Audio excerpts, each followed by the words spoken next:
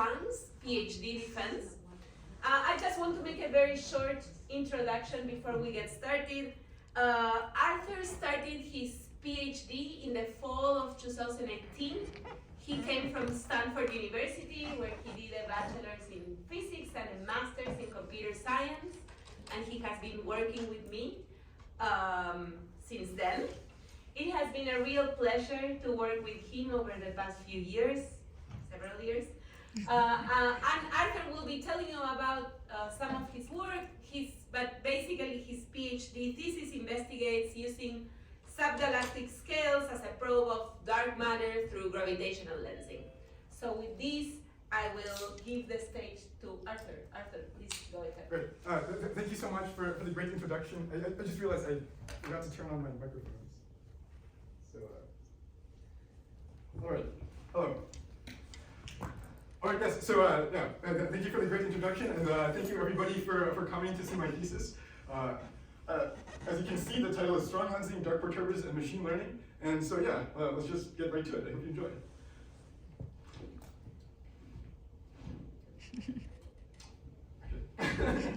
It was working a moment ago.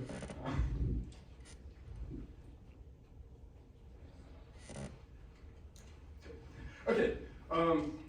Yeah, so just to give you a sense of the format of this talk, first we'll talk about the introduction, so we'll talk about dark matter, why we think it exists and why it's interesting, and how strong gravitational lensing, or gravitational lensing in general, can be used as a probe to learn more about dark matter. Then we'll go into the three main projects that I've been working on over the course of this PhD, and then we'll wrap up with a brief conclusion. So this image over here is just a strong galaxy lens that happens to look like a smiley face. So it's just a nice thing that exists out there. All right. So what you see in this picture is the Coma cluster. So the Coma cluster is interesting because it's kind of this big bundle of galaxies that are all rotating around each other, and it seems to be gravitationally bound. But there's something interesting you can do, which is you can try measuring the speeds of all of these galaxies by taking their spectra. So the idea is you look at the light coming out of each of these galaxies, you break it up by the wavelengths, and then you compare these, they will have these emission lens that you can compare with the elements that we can measure in the lab here on Earth. But these are shifted by a certain distance, given as a function of how fast the galaxy is moving towards or away from us. So that's called the redshift. And we can use that to make a very precise measurement of the velocities of these galaxies. But if you do this on the Coma cluster, you'll find something interesting, as was found in the 1930s by Fritz Zwicky. So basically, he found that these galaxies seem to be moving too fast compared to the amount of mass in there. Or in other words, these do not seem to be gravitationally stable systems. So it seems like something is up, and this could be resolved by positing the existence of more matter that you can't actually see in this cluster. But there was no real other astrophysical motivation to do so. Then in the 1970s, there was another interesting observation when Vera Rubin was working on the stellar rotation curves. So essentially what this means is she was working out what is the speed of a star as a function of its distance away from the center of the galaxy. And so all these stars are rotating in circular orbits around it. And as we know from Newtonian mechanics, this should be a simple function, the speed should be a simple function of the amount of mass contained within it and the radius. But when you actually try plotting the data, what you find is that the stars are rotating faster than expected, especially as you get further out from the center of the galaxy. So this is interesting. And at this point, you may be thinking, okay, this means that probably we don't actually understand how gravity works at large scales. It's been very well tested for the solar system, for example. We can predict eclipses exactly when they're going to happen. But maybe for galaxies and larger objects, it doesn't work. On the other hand, maybe there actually is some hidden dark matter that lies both in this Coma cluster and within each of these galaxies as well. And then it would turn out that later we would have a lot of stronger evidence for the latter. So this here is called the Bullet cluster. There's actually two clusters that have just collided with each other. And this was first discovered, or at least analyzed for dark matter in the early 2000s. And what's interesting about the system is that you can see in red, these are the results of an X-ray observation. And so this is where the gas of these clusters is primarily located. But you can see in blue, this is where, if you do a lensing reconstruction of the galaxies in the background, this is where you'll reconstruct that the mass of these systems has to be. And so you'll see that these are not exactly in the same place, and so there's some spatial offset. And so if you simply want to explain the previous results by modifying gravity at large scales, this kind of spatial offset is very hard to explain. So this convinced a lot of people in favor of dark matter. And then there's this other a very strong piece of evidence called the cosmic microwave background. So essentially what this is that in the very early universe, the universe was opaque, everything was a hot plasma, kind of like the inside of the sun today. And then the universe expanded, and as it expanded, it cooled down, and at some point the universe became transparent.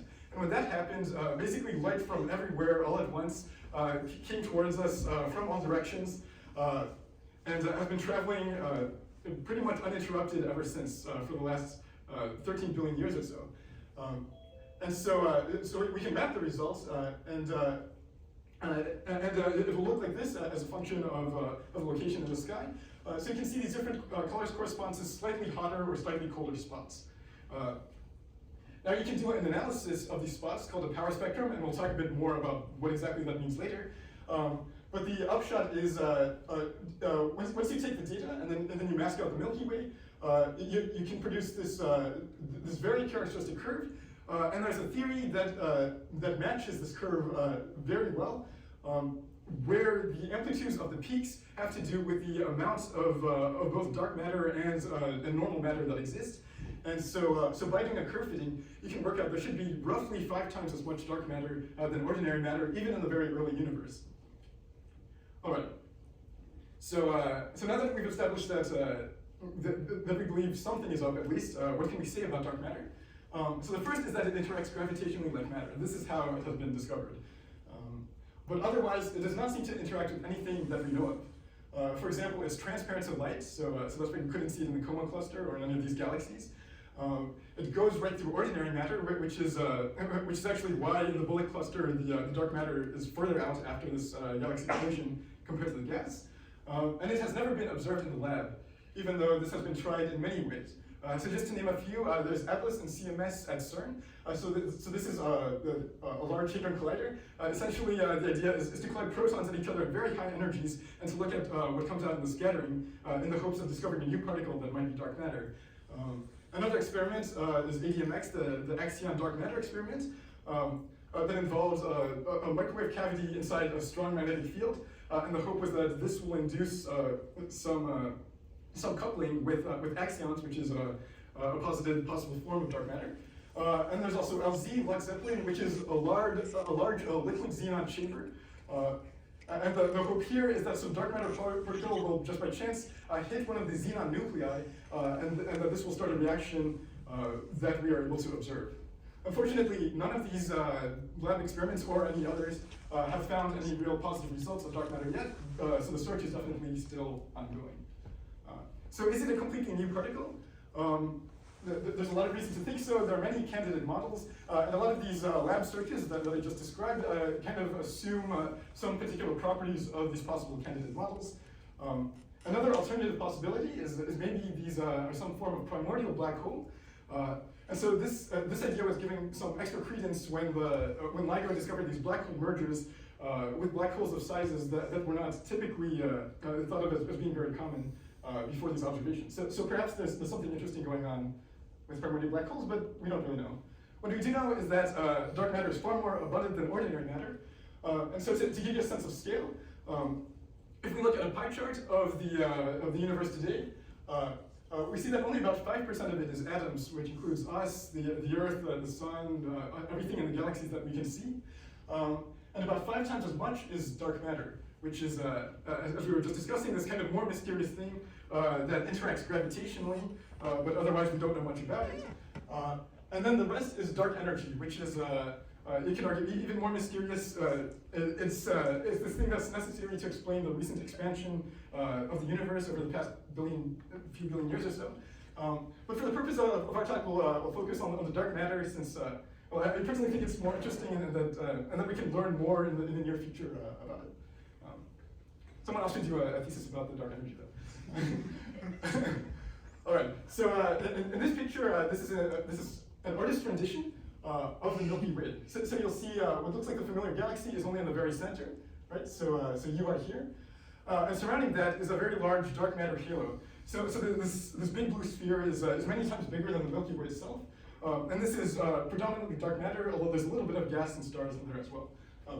But not enough that you would actually see much. To give a sense of scale, this dark matter halo is 10 to the 12 times the mass of the sun. And it's about 600 kiloparsecs across. A parsec is about 3 light years, so it takes light about 2 million years to go from one side of this halo to the other. All right, so that sounds pretty big. You can zoom out about 1,000 times more.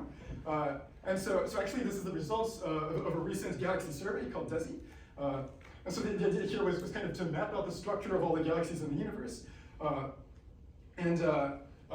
Something else that I should say is that basically every time there's a galaxy, this galaxy is actually contained within a much larger dark matter halo. So remember that dark matter is the dominant form of matter in this universe.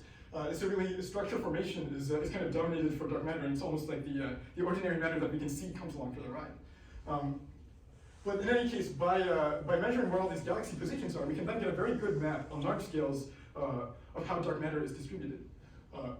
Now turning our attention to smaller scales, you may have noticed, depending on where you're sitting, that there's a few small blobs over here. So this one in particular is called the Large Bench-Line Cloud.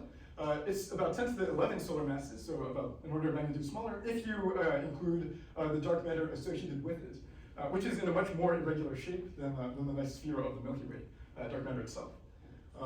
And this is an interesting scale because this is roughly the lowest, the smallest scales at which we can say that dark matter is well measured and well understood. So roughly masses of above 10 to the 11 solar masses, very roughly above 1 megaparsec.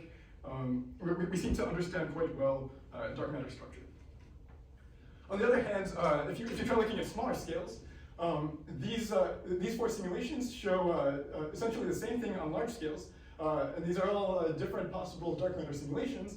And what you immediately notice is that on small scales, these are very different. So the top left, for example, has a lot more of the smaller structure than any of these others, especially the top right.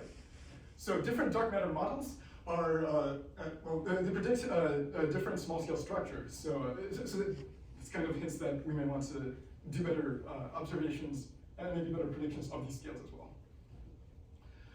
So now to talk about a paradigm in which we can classify a lot of dark matter models, there's this idea of cold versus warm dark matter. So cold dark matter is kind of the default, simplest assumption that's still compatible with all the data we have.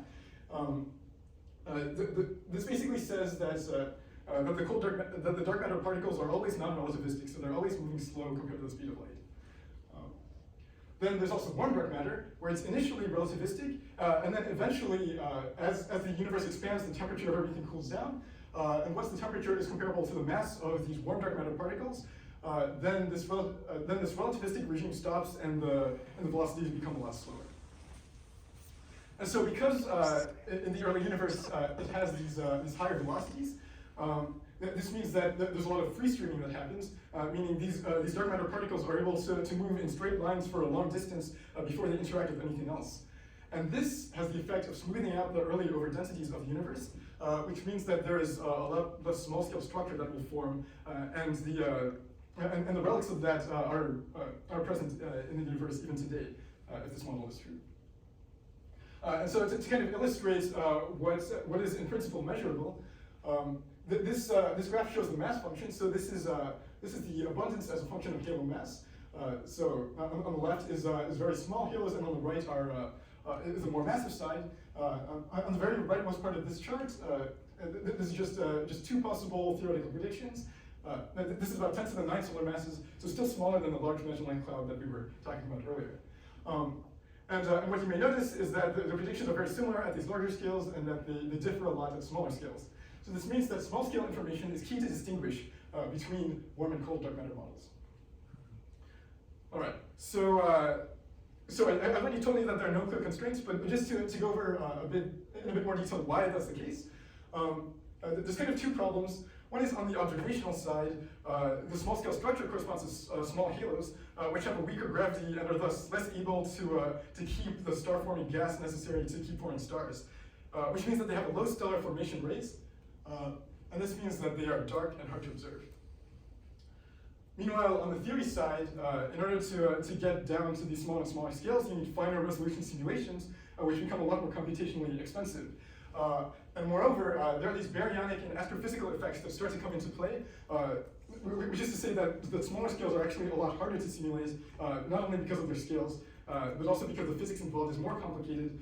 And despite the fact that we have very strong computers, they're not strong enough to calculate these effects from first principles, so a lot of assumptions based on model fitting have to go into this. And so it's hard to really trust the predictions too much on the small scales here. All right, so this brings us to kind of the main motivation of this thesis, which is, can we study dark matter as a gravitational lens? So, the real benefit here is that now there's no more any need to see these dim galaxies that have these low rates of star formation, because instead we're sensitive to the mass instead. And these can actually be completely invisible now, and we'd be fine. However, there's a small problem, which is that because these are at small scales, the masses are also small, which means that the lensing effect is weak. So this actually makes it a very difficult problem. And right, in most cases it's not detectable, but there is kind of a loophole where you can look as a perturbation to a strong lens. Because essentially what a strong lens means is that there are multiple copies of a background image that get lensed into multiple places. And so now you can compare these different copies, and if there are any discrepancies, these may be explained by small perturbations to the lens that you might not normally have been able to detect. Right, so that sounds quite intriguing, and that's what I thought when I started this PhD, and I still do. And so the rest of this talk will be about how we can analyze strong lenses for weak gravitational perturbations. All right, so just to give you an example of a lensing demo that you could do at home, I was too lazy to do this in front of you, but so you can take a wine glass, break it apart, make these pieces like so, and then you can just take them and look at the room around you, and then actually the lensing effect over here is very similar to the lensing effects caused by these large halos astrophysically. And so, in particular, I want to draw your attention to the fact that this red exit sign is distorted into this nice arc shape on the other side. So you can already start to see this effect that you get multiple copies of the same image. To illustrate in maybe a more realistic astronomy setting, this is a simulation of what happens as we move a lens from left to right over a galaxy background. Again, you can see the same kinds of qualitative things happening, where these galaxies are deformed into these rings and arcs, and you get these multiple copies of them. All right, so to go over a bit of what is actually happening physically in the strong lenses that we're studying, the basic idea is that light will come from a background galaxy, and then as it passes through the vast distances of the cosmos, eventually it'll pass very close to a foreground galaxy that just happens to be aligned. And as it does so, it is attracted by the gravitational field of this foreground galaxy, which causes a lensing effect. And so effectively the light moves closer into the foreground galaxy, meaning that the observed image, which we observe when we try projecting these light rays as straight lines, shows the light being deviated away from the lens in such a way that we can actually get these nice rings that we just saw. So we will call these the observer, the lens, and the source. And just to go over what is strong lensing, especially as opposed to weak lensing, is that this warping is very obvious by eye, and it produces these Einstein rings or arcs. There are multiple images of the same source, and in our case, we focus on galaxy-galaxy lensing, meaning both the lens and the source are galaxies, although we should note that other different types of astrophysical lenses also exist out there. So now to do this a bit more formally, or a bit more mathematically, here's kind of a schematic diagram of the picture from the last slide, where you can see this is us, the observer. Here's the lens that's bending the light over here, and here's the source. And so we will need names for the distances to the lens and the source. So we call them DL for the lens, DS for the source, and then DLS for the distance from the lens to the source. I should also note that this lens we model as a two-dimensional object. This is called the thin lens approximation. And even though you might say, hey, this is like 2 million light years across, it's not actually thin. The explanation is that as light is traveling from the source to the lens, or the lens to the observer, this is actually roughly 1,000 times greater of a distance. So actually this thin lens approximation is well justified. All right, and so for the lens equation itself, it's y equals x minus alpha, or in words, the source position equals the image position minus a reduced deflection angle. And we say it's reduced because the physical deflection angle is actually slightly greater by this factor relating to the cosmological distances, dls over ds. All right, so this is all great, but how do we actually know what the deflection is? And so to do this, first let's consider the case of a point mass.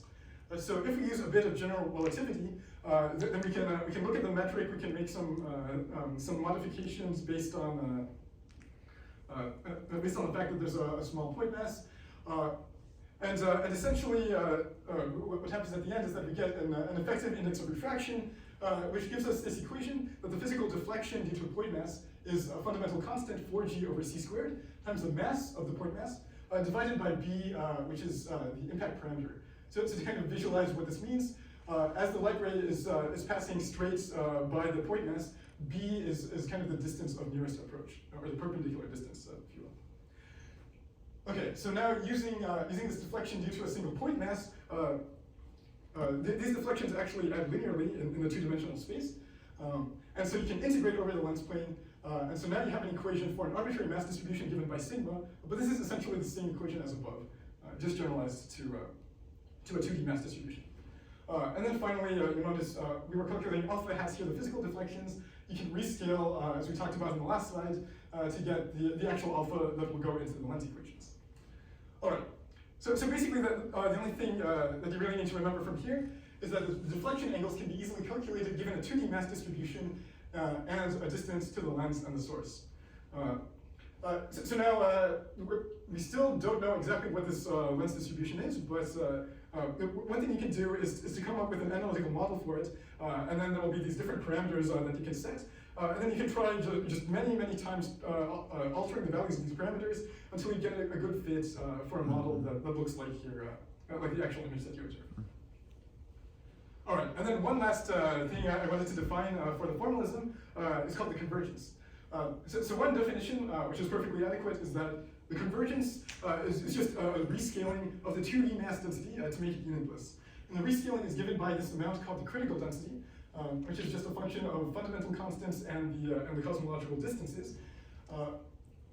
And if you do that, you can write the convergence kappa equals the 2D density divided by this critical density. And the critical density is an interesting value because at a convergence of 1, this is where you start to get the effect that you can get these multiple copies of the original source image.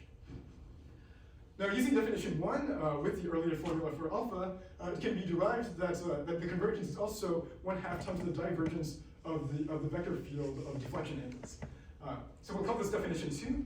And these definitions are equivalent in the case of single plane lensing, but I wanted to mention definition 2 because this is also it also generalizes for the case of multiplane lensing, which we'll study soon. All right.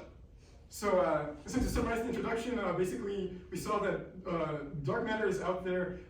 It's very hard to observe normally because it doesn't interact with anything we know of except gravitationally. It's been fairly well mapped on large scales, but on small scales it's a lot more mysterious. And one good observational probe of that seems to be through its gravitational lensing effects. But you cannot measure directly, you have to measure the effects of the small scales as perturbations to strong lenses. All right, so that brings us to part 1, the interloper convergence power spectrum. So I just talked about what is the interloper, it's like the 2D mass, what is the convergence, it's like the 2D mass density. On the next slide I'll talk about an interloper, and the next 2 slides after that, I'll talk a bit about what is a power spectrum. All right, so basically there are 2 kinds of small-scale dark matter structures that we have to be concerned with in the case of in the constants of a strong lens. So you can see kind of a diagram here. There's a main lens galaxy over here with its dark matter halo, as we discussed, and within it there's some substructure that we call subhalos. So the large Magellan Cloud would be kind of a big example of a subhalo, although these exist at scales that go well below that as well. However, there's also this other kind that has been less studied in the past, called an interloper, also called a line of sight halo. So the idea here is that these are physically completely independent from the main lens, and they just happen to be well aligned with the line of sight. It actually should not be that surprising that these exist because the cosmological distances are so vast, on the order of billions of parsecs or so. And so yes, one more thing to add is that for these subhalos, because they are located within a main halo, there are a lot of complicated effects that come into play, kind of as we were discussing on the slide about the simulations earlier. So the subhalos interact with the host halo in a variety of ways, including the baryonic astrophysical effects and tidal stripping, and this is quite complicated. On the other hand, the interlopers are in a much calmer environment, so these are a lot easier to connect to dark matter theories. So despite the name interloper, we actually kind of prefer these over the subhalos. And then from the lensing point of view, these produce a very similar signal because these are all roughly spherical clusters of mass, and these all produce a slight lensing perturbation effect.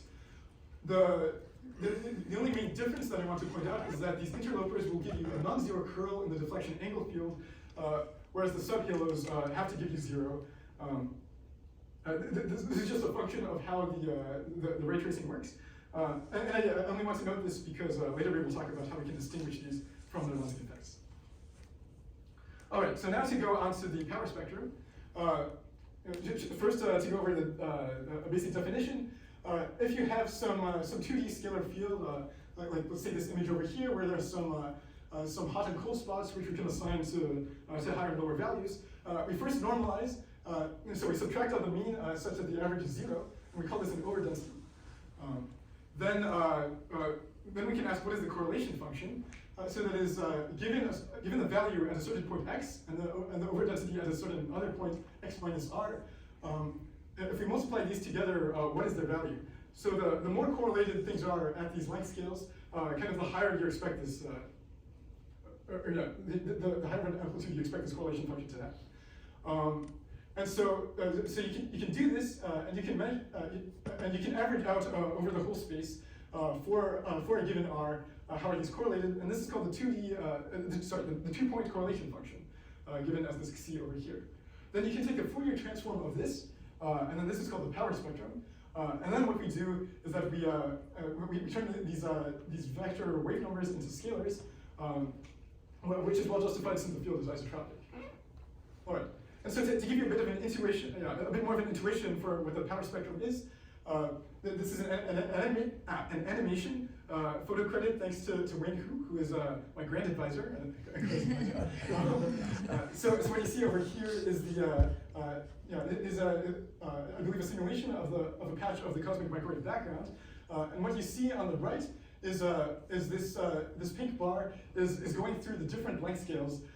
So it's showing only the features of a particular length scale at any given time, and you can see that on some of these length scales you have stronger or weaker features, and the strength of the signal is given by this curve over here, the power spectrum. So this is the same curve that I showed at the beginning as one of the big pieces of evidence for dark matter. Right. So this is great, and so we're interested in using kind of the same mathematical tool, the power spectrum. But now in the context of these of the convergence due to the small scale structure. So it has been found in previous work that even though these smaller perturbers, let's say 10 to the 8 solar masses and smaller, so really much smaller than the Large Dimensional Light Cloud, these smaller perturbers cannot be detected directly through their lensing effect, but one can constrain the subhalo convergence power spectrum because there are many of these. And the basic idea here is that you can compare an observation of a lens with an image that was modeled by assuming kind of a smooth lens without all of these subhalos. And you can take the residuals, meaning the difference between your model and the actual observation, and you can relate this to the power spectrum. So this was demonstrated in this nice paper by Yashar Hazavi et al. In 2016. These error bars might look fairly big, but this is still a very great result, because it means that from an initial lens in which we couldn't see these small perturbers at all, we are now able to make these very significant constraints on what is the power spectrum of these. And then, of course, the power spectrum of this is related to the abundance of these objects, and this is related to the dark matter models. But as we were saying earlier, it's great that we can do this with subhalos, but we would be even more interested if we can do this with interlopers as well. So can we calculate what the interloper signal should be? Will it be measurable, and how will it compare with the subhalos? All right. So to do this, the next kind of piece of intuition that we use is the thing called the mass redshift degeneracy. So I talked about redshift before insofar as it can change the wavelengths of light. But then in cosmology, the word redshift has also generalized to just be a way of defining distances as well, because there's a strong correlation between the distance that a galaxy is away and the amount of redshift it has. I think from now on we'll just talk about distances in terms of redshifts. And the basic thing to note from this paper is that even if you have an interloper at a redshift that's very different from the main lens redshift, you can model this effectively as a subhalo that just has a different mass, and it produces a very good fit to the data. So that's what this graph is showing here. Again, it's not a perfect fit, but it's very close. Also, in order to study interlopers, we're going to look a little bit into the multiplane lensing formalism. So this is very similar to single plane, but now you have multiple planes, and then every one of these planes, the light is deflected by some amount. And so for the single plane lensing equation, when we just have this relatively simple source is the lens position minus the deflection alpha. Now we kind of take this and then make it recursive, and so we add up a contribution due to every one of these lens planes. But otherwise, it's the same idea.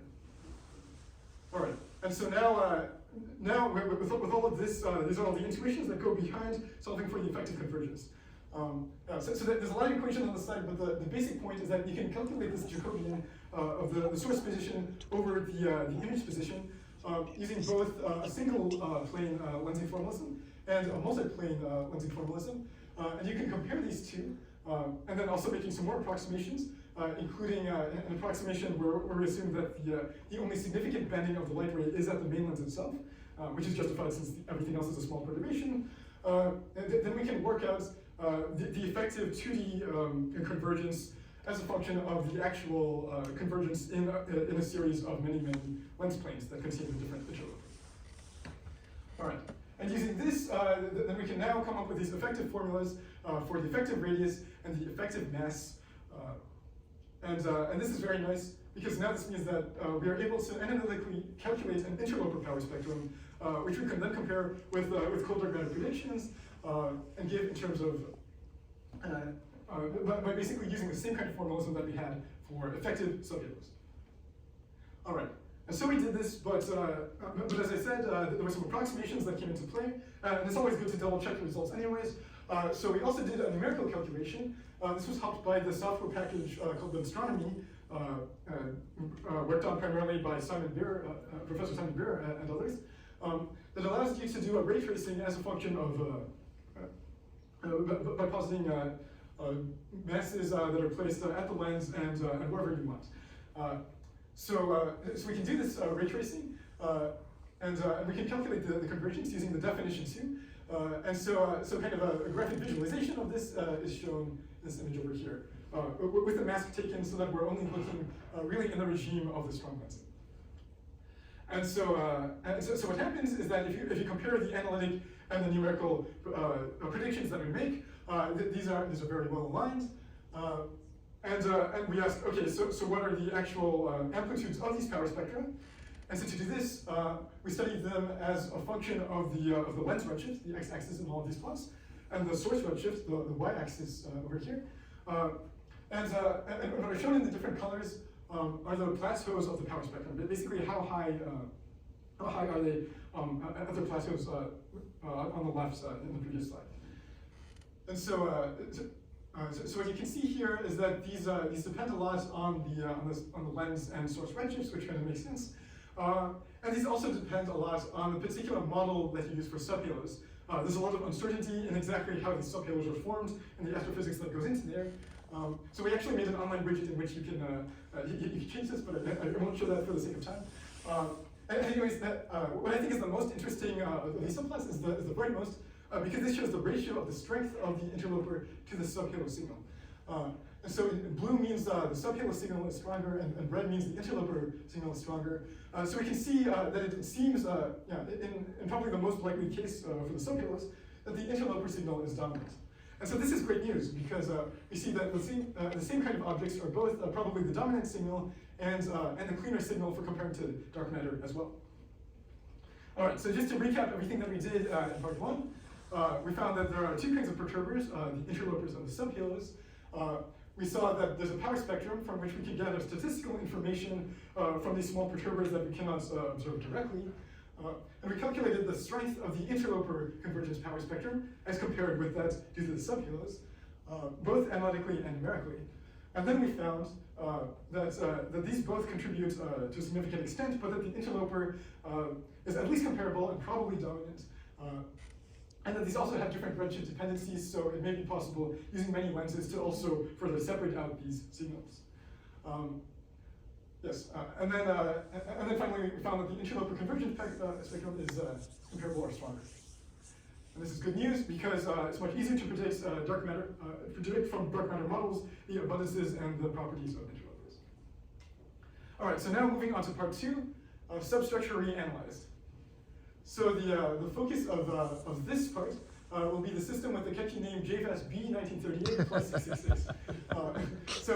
You can see it modeled over here.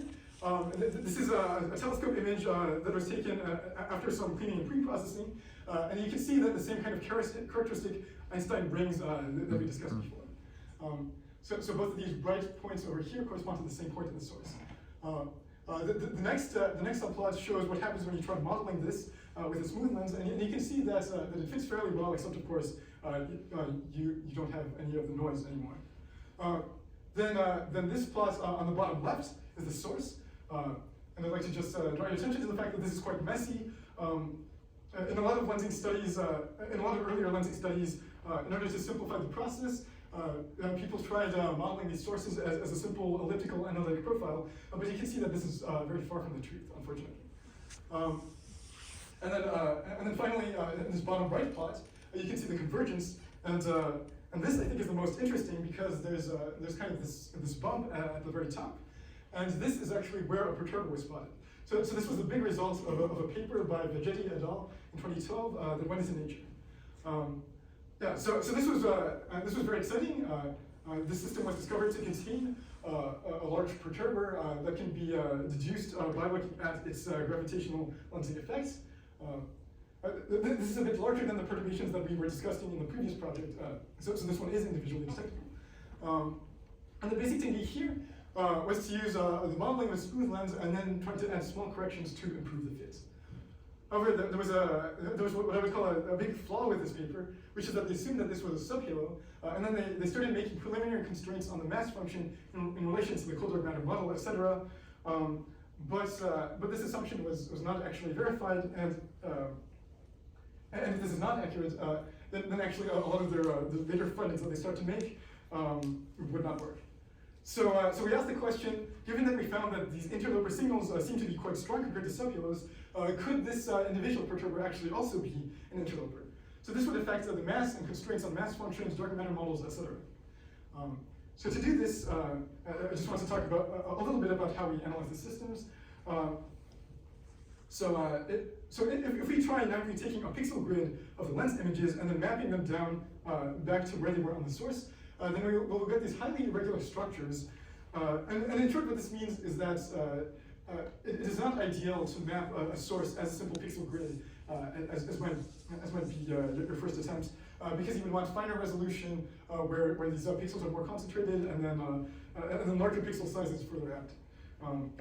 So what we used instead, a solution that I have a love-hate relationship with, is the thing called the shapelets, which are a localized set of basis functions. So the interesting thing about this is that if you go to a high enough order and you multiply each of these by the right amplitudes, then you can approximate any 2D function. So any image of a galaxy, or even a cat, or whatever you want.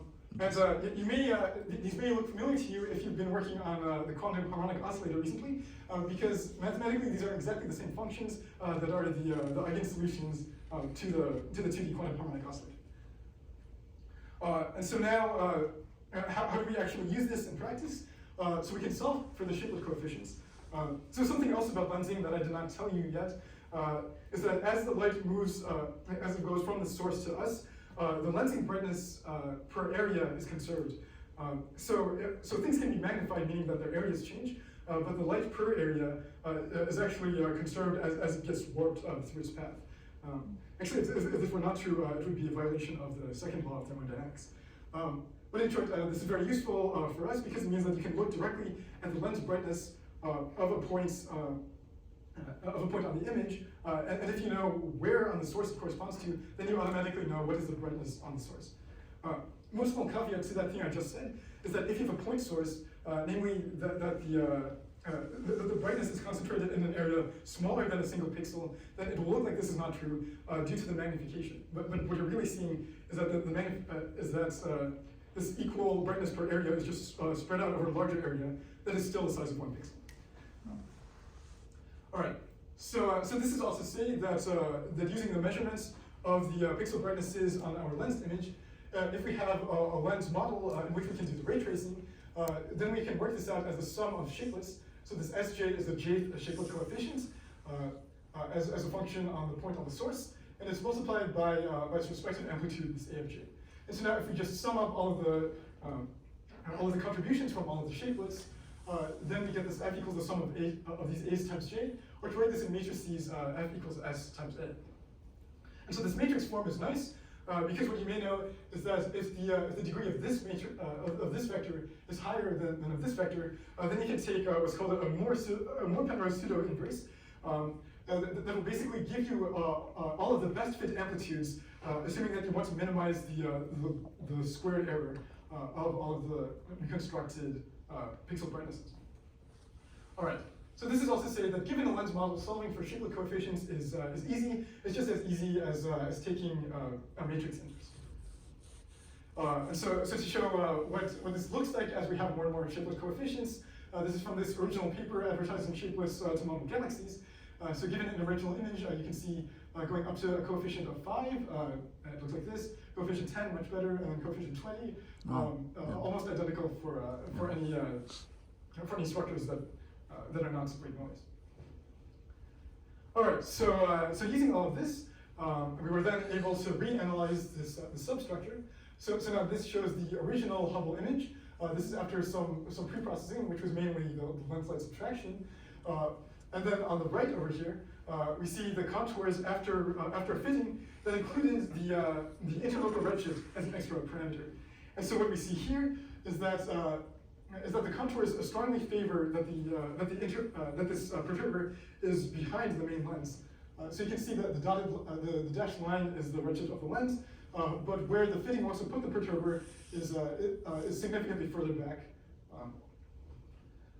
So this was very interesting. It looks like we reanalyzed this perturber, and we found that it gave a much better fit as an interloper. So in order to see, is this actually a real detection? We did some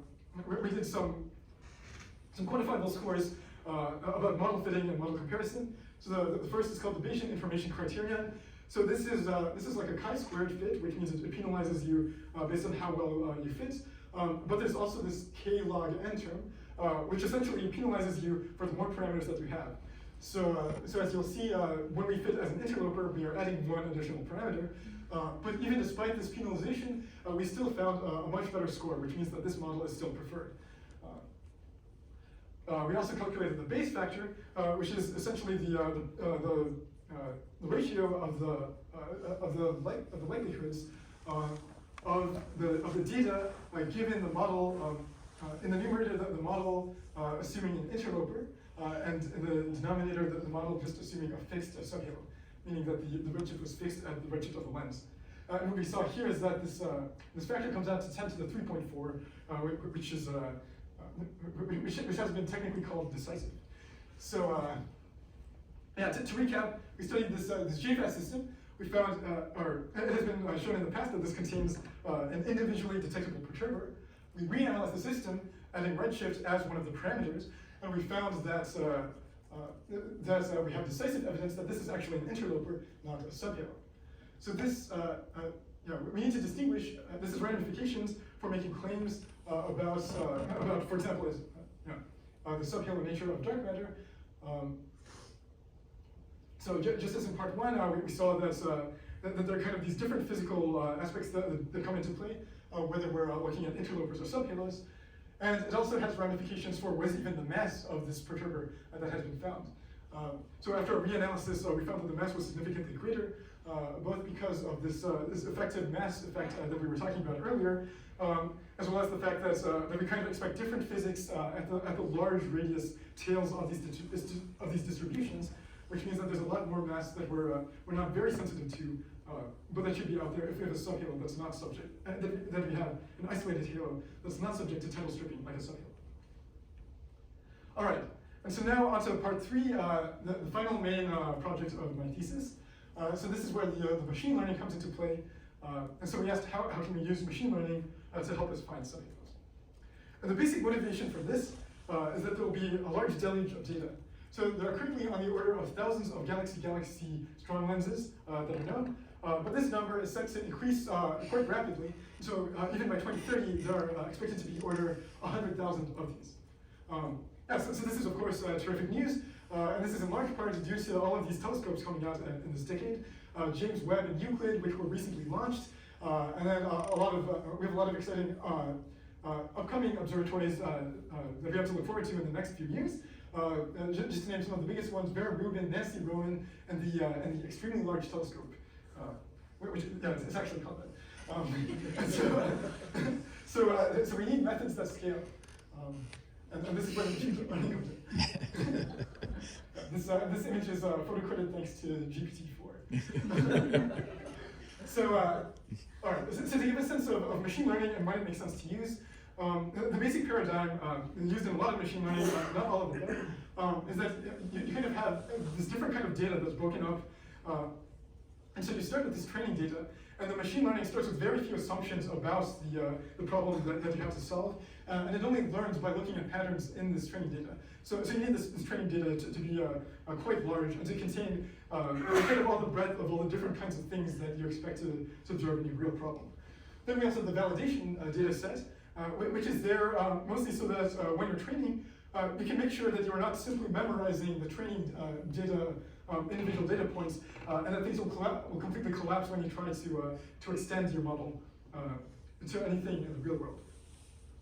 So you have the training and the validation data that you use to kind of make a model, train it, and then fine-tune the hyperparameters until you're happy and convinced that it's actually learning something.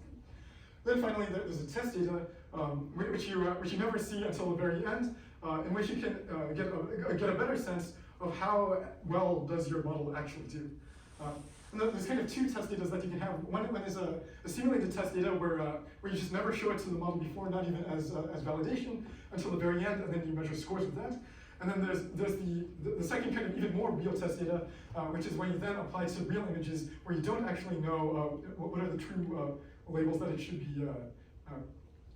guessing, and that you're really relying on what the machine learning is telling you. All right, so machine learning compared to traditional methods in terms of computational time, you may have heard both about how it takes a lot of computation to process all these big machine learning models, but you may have heard people also say that machine learning is very fast to compute. And basically the resolution here is just that initially you need a lot of training. You want your training data to be as big as possible, because the bigger it is, the better your model will do in general. But once it does that, then it's very fast to train. In particular, if you compare to a traditional method, this usually involves doing many samplings over a large parameter space, where you have all these parameters, and really the amount of samples that you need to do, in some sense, goes exponentially with the number of parameters. Whereas here, once trained, you just do a single forward pass, and then you have a nice prediction that you can use. And so this is on the order of seconds, if not less. On the robustness side, however, this is probably the biggest worry, or the biggest drawback to machine learning, which is there's a lot more room for unexpected errors, precisely because we're not giving it a lot of our prior information. We're not giving the model a lot of our prior information. We're just asking it to learn from the training data. So as soon as your test data starts to look a little bit different from the training data, it's a lot harder to know if you can still trust the results, since it's kind of trying to extrapolate patterns that could be extrapolated in principle in any way. And then finally, from the accuracy point of view, you might think because you're not giving it much information that it would not be as good, but this actually varies quite a lot. And if you train it well, it can often be competitive with traditional techniques, and sometimes even better if your machine learning is taking advantage of a lot of this information in the training data that maybe needs to get simplified in order to even fit in the computation of a regular traditional model. All right. So we looked at many different machine learning models over the course of this project, and some of them using some of our intuitions about strong lensing. But what turned out to work the best was a relatively simple model called a unit. So this is a versatile model based on CNNs. CNNs are convolutional neural networks, and they're also what has been behind a lot of the great advances in computer vision recently. And so this architecture uses the CNNs for labeling every pixel of an input image. And so one of the advantages of this system is that it processes information on a variety of scales. And the key benefit for our case, because of all this large data that will be coming out online soon, is that this is very fast to evaluate. So to give a diagram of how the computations look, if we have an input image that comes in at the top left, the information is then split along these different paths. Some go straight across towards the output, and others go down and up in this U shape. And every time we go down a layer through one of these blocks, we are essentially compressing the height and the width of the image by a factor of 2. And so this is interesting because then it allows us to use what is otherwise the same architecture to look at larger scales. All right, then all of this information eventually propagates back up to the top right, which is the final block. And the output of this will be a set of labels for probabilities that it thinks that every individual pixel should belong to any of a set of classes that were defined in the training data.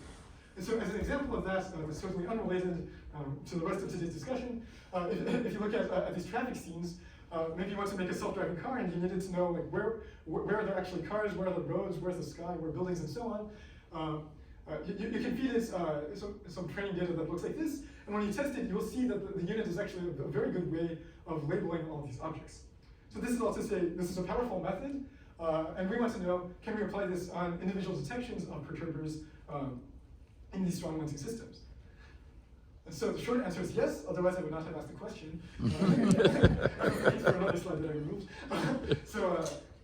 So on the left of each of these groups of 3, you can see kind of the original image simulated as it might look like with the extremely large telescope at high resolution. But these are simulations, so in each of these, except the first one, we've also planted a subhalo with a particular mass. And the mass is increasing as you go from top to bottom and from left to right. So what you see in the middle panel is where the subhalo actually is, and on the rightmost of each of these groups of 3 are the subhalo predictions. So these are just randomly selected from the data set. Each of these is just the first example in the test data that happened to fall within a particular mass bin. So it's not like we're cherry picking here. And what you can see is the unit predictions get better and better the more massive these subhalos are, which we kind of expect intuitively because the more massive they are, the stronger of a perturbative gravitational signal these create. I also wanted to note that in this finding, we went to great pains to make sure that this worked on at least somewhat realistic images. So these images include noise, and these include galaxies that are not these simpler sources that have been studied in the past, but rather these come from real catalogs of unlensed galaxies, or really very weakly lensed galaxies. All right, but rather than simply looking at these at individual images and trying to get a sense of how well our unit is doing that way, we also want a more quantitative analysis of this performance. And so to do that, we have something called the RAW curve. In short, what this is it's a way of displaying how well a binary classifier does. So this means that there are kind of these 2 classes. the positive, which means that there's a subhalo in the image, and the negative, which means that there's not. And so we asked the question to the unit on every image in our test set, does this image contain a subhalo, yes or no? And the x and the y-axis show two ways of judging this performance. The x-axis is the false positive rate, meaning of all the images that don't contain a subhalo, how many do we incorrectly say with our unit that they do contain one?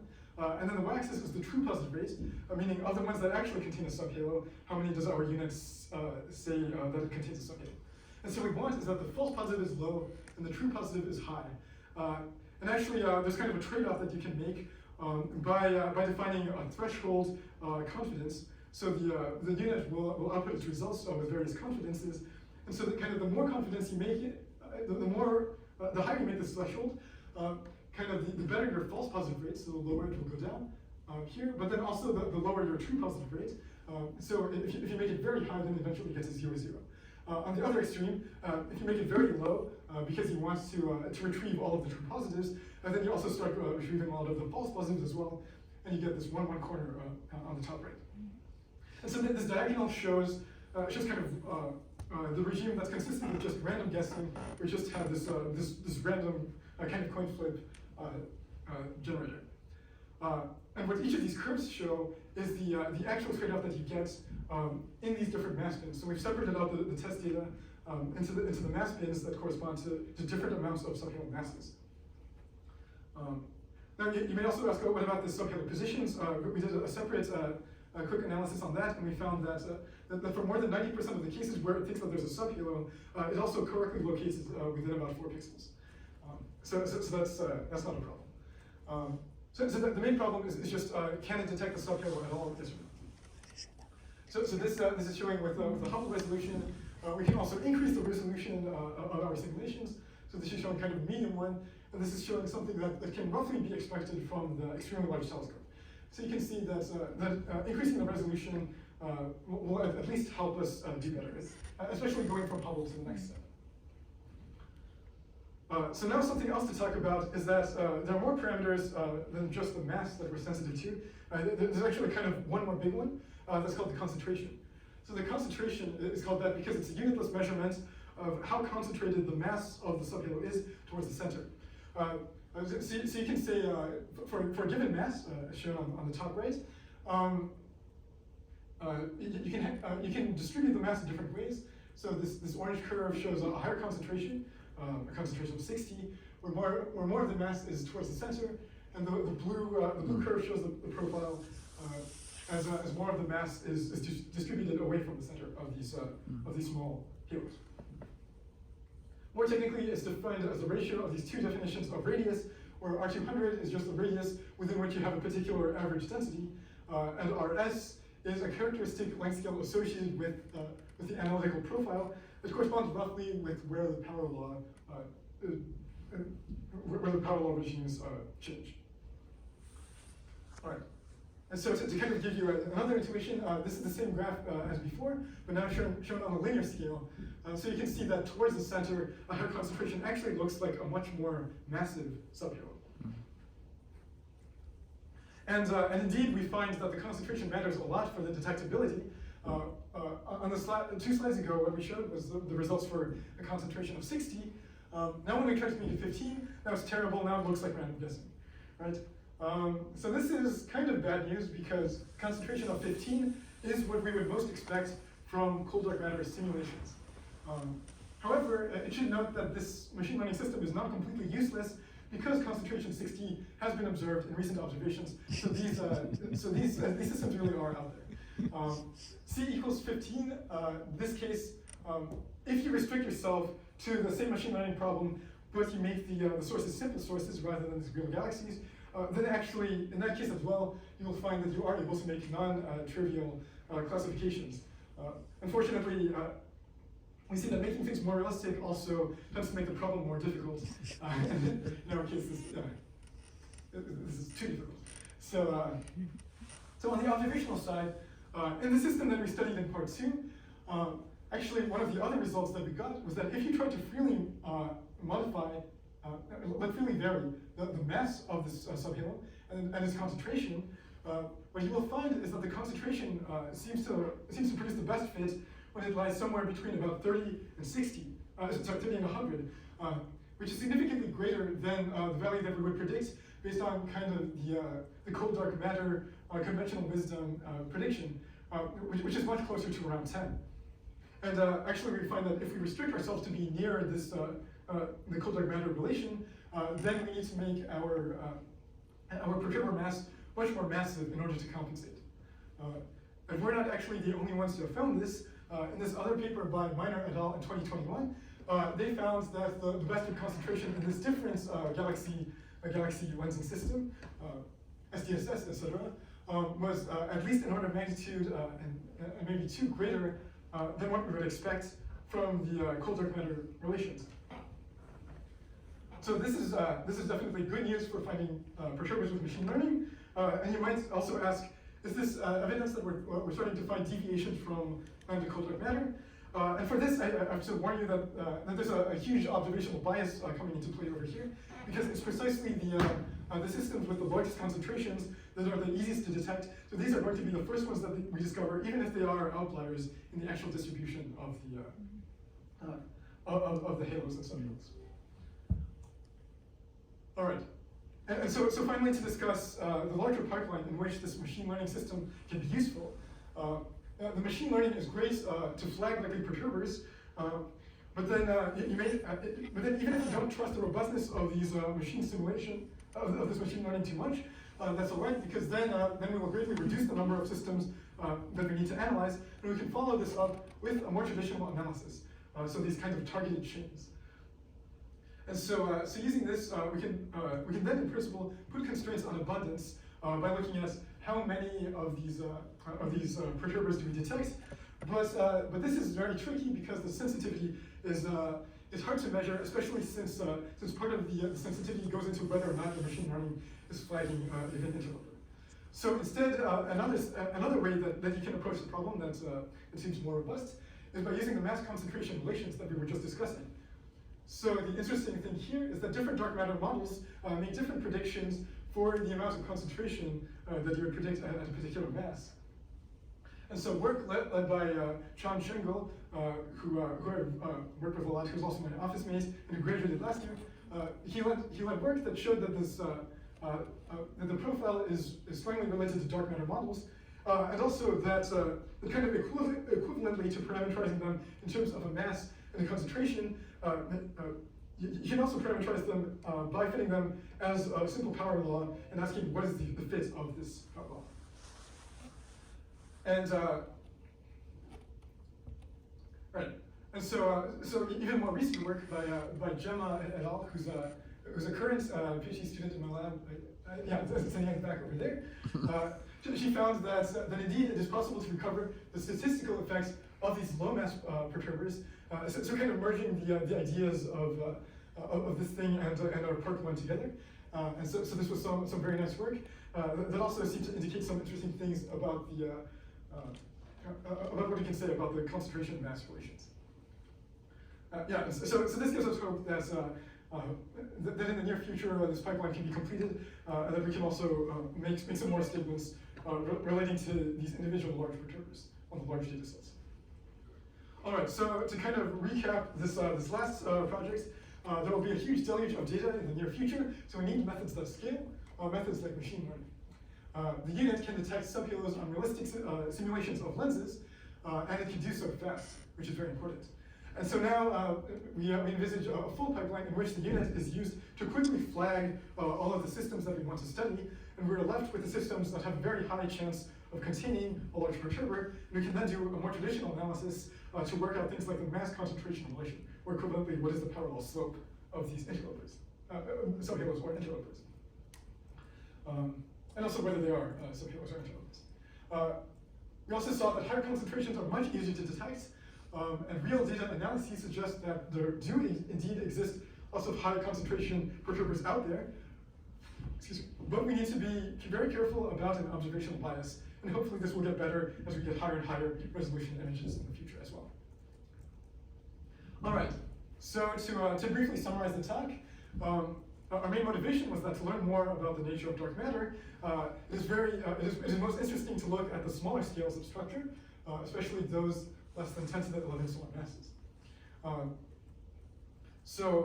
A very interesting probe to do so, because these structures are dark, is as perturbations to strong lensing. And so we looked at two types of perturbers, the subhalos, which are inside the main lens, and the line of sight interlopers, which are physically disconnected. And we saw that the interlopers provide a clearer signal, although both of these can be interesting to study. And so in part one, we introduced the interloper convergence power spectrum, which is analogous to a subhalo convergence power spectrum, which has been studied before, and we found that this is large and measurable. In part two, we saw that we can distinguish between interlopers and subhalos as a large enough perturbation to an individual real system. And in part three, we saw that we can rapidly detect the presence of these larger individual perturbers thanks to machine learning. So as a first pass, we can use a UNAS trained on realistic data, and as a follow-up, we can then use more traditional methods which are perhaps more robust. We also saw that individual detections are difficult, and especially that at least for now, with the resolutions that exist so far, it seems that we need high concentrations to see them. All right, and there are many future directions from which this work can be extended. Just to one imminent example, to quantify how the concentration affects the detectability more precisely for both traditional and machine learning algorithms, and also to kind of look at the intermediate range of concentrations in a bit more depth, as well as kind of to what extent these cold dark matter simulations can predict some amount of outliers with high concentrations. Another direction is to use machine-learned galaxy priors in a strong lens. This has already been shown to have great success in other work with strong lensing, and it'd be interesting to see how this can be applied to the problem of looking at these small-scale perturbers. Also, you can ask about extending machine learning to detect other kinds of weak perturbations to strong lenses. And so actually, there's this project that I started working on in a collaboration with a group in France about trying to extract the line of sight shear from strong lenses. So this shares a lot of the methodology in common, but the idea here is to kind of get a much more precise measurement at different point locations in the sky where there are these strong lenses, to get a more precise measurement of the larger scale structure, which we mapped well with the luminous galaxies, but still are dominated by the dark matter that we are not seeing directly. And just a final one to mention is expanding to cluster lenses. So this is also a very similar idea, but where the lens is not just a single galaxy with its halo, but a much larger cluster. So this produces a much stronger lensing effect. That means that the images of a given source can be separated in space by much further. And many of my fellow grad students in my lab have also been working on this and have been finding interesting results in this regime as well. All right. So with that, I just wanted to show this XKCD that I've been waiting for 10 years to show. Conclusion, the best thesis is a good defense is a good business office. All right, thank you very much. Do you have any questions?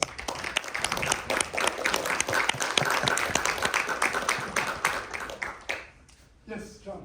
Oh, no, I was just Das ist so. I guess I should also check the Zoom room. Okay. Hello, are there any questions either from the live audience or Zoom? Okay, Kara? Yes? So in real matter... Oh, sorry. Hello? Yeah, we'll address an audience question first, if that's good. A physical audience. Sorry, Kara, yes? So real matter tends to condense into like sparse but condensed features like stars and galaxies and things. Yes. So why is it that dark matter, which presumably also is mostly interacting through gravity, forms these like diffuse halos instead of condensing? Right. Great question. So Kara's question was basically for regular matter, we can see it kind of condense into these into these galaxies and stars and everything. But then kind of what's going on the dark matter side, right? Yeah. So kind of as the universe keeps expanding, the dark matter. The dark matter will eventually reach a state in which it's moving quite slowly. And so now it's primarily, the structure formation is primarily driven by the gravitational fields of this dark matter. And it kind of works together in tandem with the regular matter. So these slight overdensities from the gravity of the slight overdensities, it will attract more dark matter and more ordinary matter into kind of the same clumps. And then because there's not a lot of strong interactions between the different dark matter particles, the dark matter structures themselves are a bit more diffuse. But they also condense due to the gravity. Yes, Madeline? So are interlopers actually transient, or are they moving pretty slowly? Yeah, that's a great question. They're moving pretty slowly. So we're probably not going to be able to find them by looking at a certain strong lens and then measuring it again in a certain number of years. But there are other systems in which these lenses, in which small lenses move a lot faster. Generally, this is the domain of microlensing. And so, this actually can be used to also put some constraints, for example, on primordial black holes, where if a black hole is going in front of a star, then briefly while they're well aligned, then you should see a significant magnification, and then you should go back down again. But in our cases, these are kind of larger objects, and they're moving a lot slower in comparison. Yes. Now can we address any Zoom questions?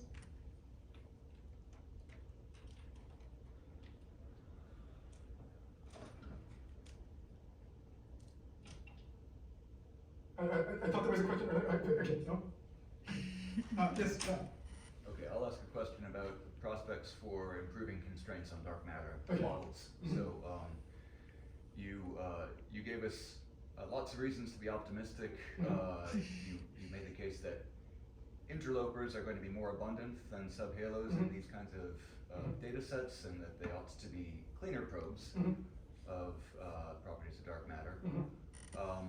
I think you didn't offer us much in the way of formal forecasts for future constraints in the work that you've shown, but you talked about the abundance of data that's going to be coming out right now. So maybe I could just ask you qualitatively, so given the orders of magnitude more data that we can expect in the next few years, if you were to take a conservative view of the methods as you've developed them now and as have been currently developed, applied to these larger data sets, could we expect the constrained range of allowable dark matter models to improve significantly?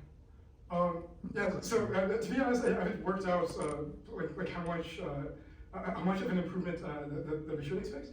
But yes, so yeah, I think the answer is yes. And one of the ways in which we can see it is that right now, kind of the different warm dark matter models that are available make very different predictions at these smaller scales, in which for example, our convergence power spectrum probe is sensitive to. So even if we get just a factor of 2 uncertainty on the amplitude of these power spectrums, that would already be significant progress on that front. So yes. Thank you. Other questions from the community in Zoom? All right. Yes. I guess I'll ask again, are there any questions on Zoom?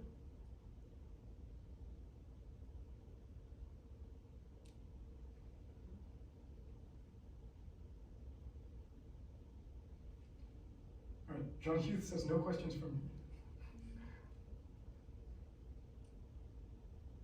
All right, so I take that to mean that we can go to the acknowledgements then?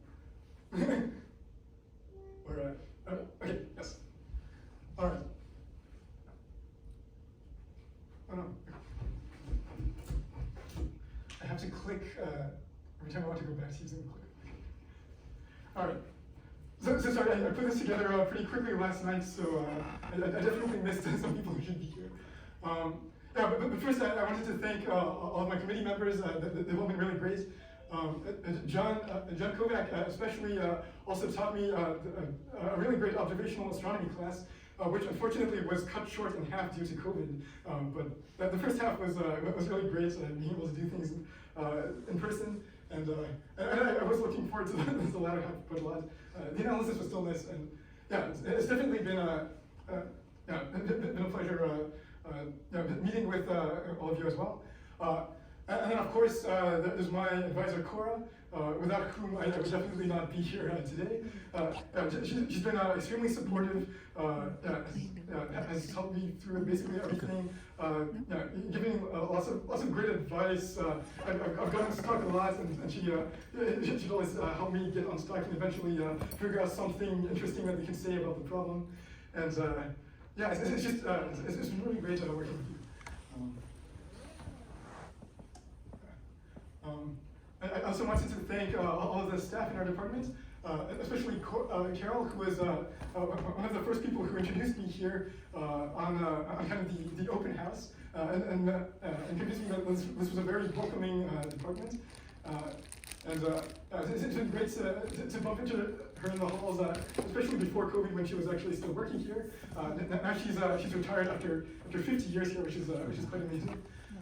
Yeah, I'd also like to thank everybody else, like Lisa, who seems to be coming to everybody's defense as far as I can tell.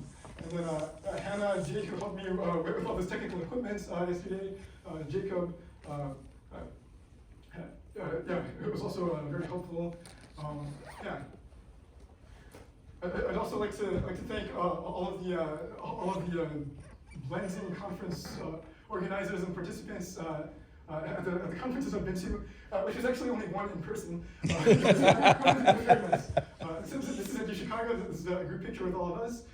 This is us having some nice dinner at the beach on Lake Michigan. This is actually Pierre Fleury, who is it was like the main PI for the collaboration project I was talking about. Yeah, and then of course I'd like to thank my lab. Here's Cora again, of course. And then just I think Cora has a real talent for choosing great students. But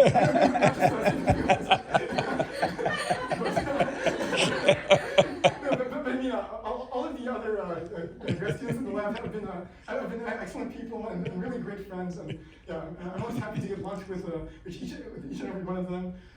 Here is the last defense that we had is Shifan just carrying a big box of all of these goodies, as well as these bags of even more goodies from Star Market. Having walked all the way there. This was some meal we had together. I forgot which one exactly. Maybe at Lay's. Here's some more group pictures. Here's also Chan, who's been my office mate for 5 years, and who I've worked with on pretty much everything on the PhD to some extent. We also seem to have started this tradition of going to Dumpling House. So here's last year when Chan and then here's Nick, who also graduated last year, and he's also in the audience right now. So we went to Dumpling House last year, and then we went again this year. And then I'd also like to thank my cohort, who have been all amazing people, many in the audience right now as we speak.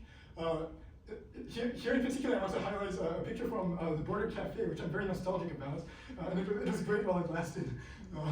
Yeah, here's the most recent holiday photo we had together. Here's a random candid shot from preparing for the puppet show. And then this is me and my friend Nick Cuccio looking very lost in some snowstorm somewhere here. Yeah, I'd also like to thank my housemates who have all been great. Here is Chan and Nate, who are preparing some barbecue last year, back when Chan was still living there. Actually, I took over his house, so we have kind of a continuation of this core student's legacy. And then there's also Pash and Eric, who've been great housemates as well. Then I just wanted to mention some of my other friends. Here's Esther, here's Ethan, Hager May, Alec, Kami, Yuli. Yeah, we formed kind of a pod together in COVID, all of us. And so here's just a celebration for the Christmas party. This has been really great to have, especially when we were so isolated. Yeah, and then finally, I want to thank, these are like members of a secret group chat I'm in called the Kino Club, because we all get together and watch movies as much as possible. So here's Sonia getting married. I realized I didn't have a good picture of Catherine, but I took a picture of her in the hall of MIT.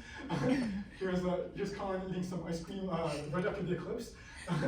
Here we were playing bug house between Western and Chinese chess. You can see,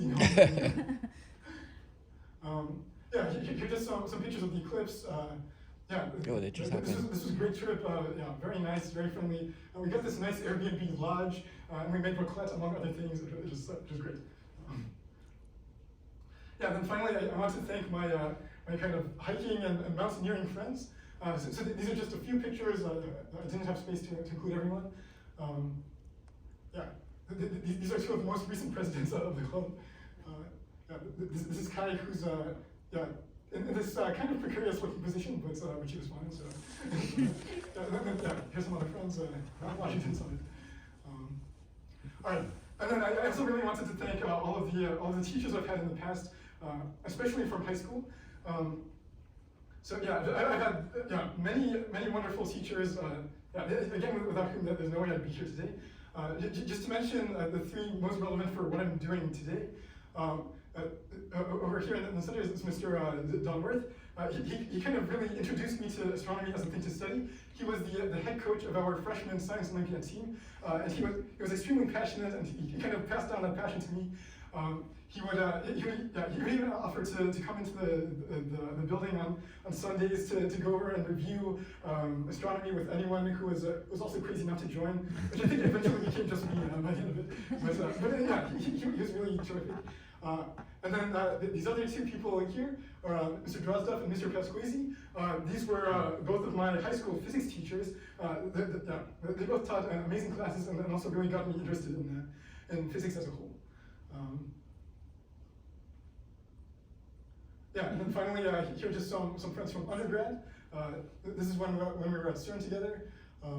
This is from a trip in Europe, I believe, right after CERN. And then some graduation photos as well. Here's a picture of my friend Daniel. I couldn't find good pictures of him that I had on my camera itself. So this is just from Facebook. and then also, I just wanted to thank some of my closest high school friends. So here's Oliver and Declan, and Oliver's still working on his PhD. Declan finished his own PhD recently. And then also my friends Elias and David. This is us right after failing an escape room. So this was Chernobyl themed, so presumably we blew up the whole world in a nuclear, or the whole area in a nuclear catastrophe. So I'm hoping that a PhD defense is easier than an escape room. All right, and then finally I wanted to thank my family. Here's my sister and I getting candies for the lab in our recent trip to Taiwan. And then here are my parents, a point of view, a POV picture of, I guess toasting to, I forgot what exactly, but my parents have been tremendous, and apart from giving birth to me, they also brought me up in a wonderful environment, very supportive and very encouraging of my curiosity, very loving, and definitely also essential for me to be able to be here today. Sorry, that's not easy. All right, so thank you everyone. Okay.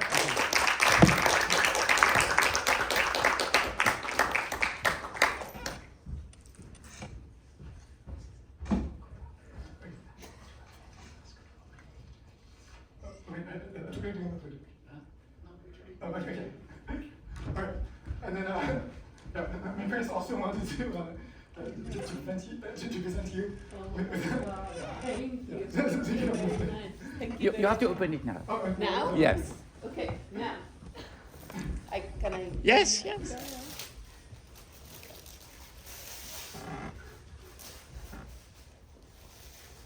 I'm slow for you. Suspense.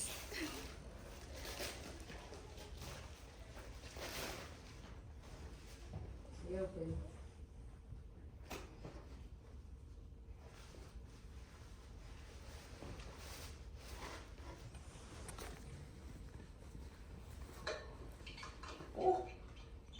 Oh, thank you. Okay, it says Coral Borkin, best PhD advisor in the Milky Way, Arthur Sang, May 8, 2003. This is Arthur's day, not my day. Thank you very much. We will ask you now to leave the room for some time, and we will call you when we are done. It should be 10 minutes or so, something like that. Thank you everyone for coming. Yeah.